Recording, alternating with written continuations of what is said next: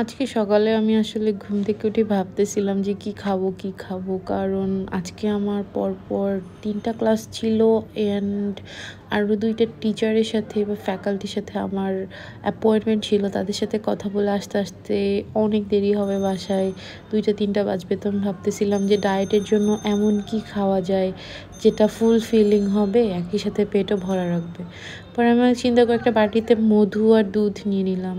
সাধারণত আমি কলা দিয়ে বানাই, কিন্তু আজকে বাসায় কলা অ্যাভেলেবেল ছিল না, তাই ভাবলাম যে একটু মধু দিয়ে আর দুধ দিয়ে বানাই।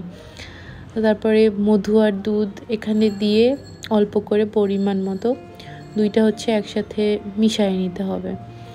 তো এর মধ্যে একটু লবণও দিয়ে দিব, একটু লবণ দিয়ে দিলে আর কি টেস্টটা বাড়ে।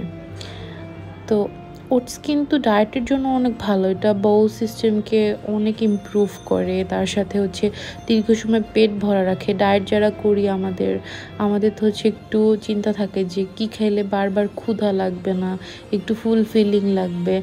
আর ওটস কিন্তু অল্প একটু দিলেই এরকম অনেক দেখা যায়, মানে ভালোও লাগে। আপনারা যারা ওটস খেতে পারেন না, সাধারণত আমি আগে ওটস খেতে পারতাম না, কারণ ওটসের একটা কেমন যেন একটা কাঁচা গন্ধ, গমের গন্ধ, ওইটা আমি নিতে পারতাম না।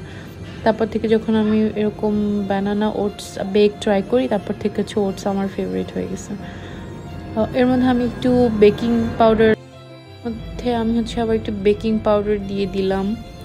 তো এখন এগুলো সব কিছু একসাথে সুন্দর করে মিক্স করে নিব। এরপরে আমি এখানে 25 গ্রাম পরিমাণ ওটস দিয়ে দিছিলাম, শ্যুট করতে ভুলে গেছি ওইটা। তারপর এটা দিয়ে সুন্দর করে মিশিয়ে নিচ্ছি এখন।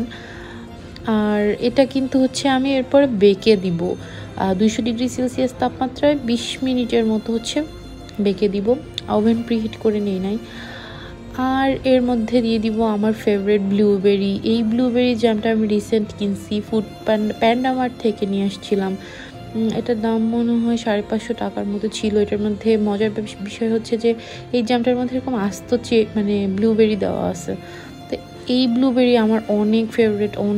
তো আমি ভাবছি যে আচ্ছা ঠিক আছে, যেহেতু ওটস খাইতেও আজকাল ভাল লাগে আর ব্লুবেরি ভাল লাগে, তাহলে কেননা 2টা একসাথে খাই, আরও ভাল লাগবে। মানে ব্লুবেরি কাপকেকটা আমার অনেক পছন্দ। তো পরে 2টা এরকম একসাথে আমি এখন একটু দিয়ে দিচ্ছি ভেতরে, যাতে ফ্লেভারটা একটু থাকে, মিশায় খাওয়ার সময় পাওয়া যায়। আর তারপর এগুলো সব একসাথে দিয়ে আমি ওভেনে দিয়ে দিব। আর তারপরে আমি চলে আসলাম ওভেনের কাছে। এখন ওভেনে দিয়ে দিব। যে ওভেনে দিয়ে দিছি, হয়ে গেছে এটা। প্রায় 20 মিনিট পরে এটা এরকম কালার চলে আসে। আমি এখন ওভেনটা বন্ধ করে এটা বের করে নিচ্ছি।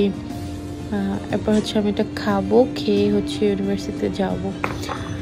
আর এদিকে আজকে আমার একটা পরীক্ষা ছিল, তাই আমার একটু পড়তে হচ্ছিল।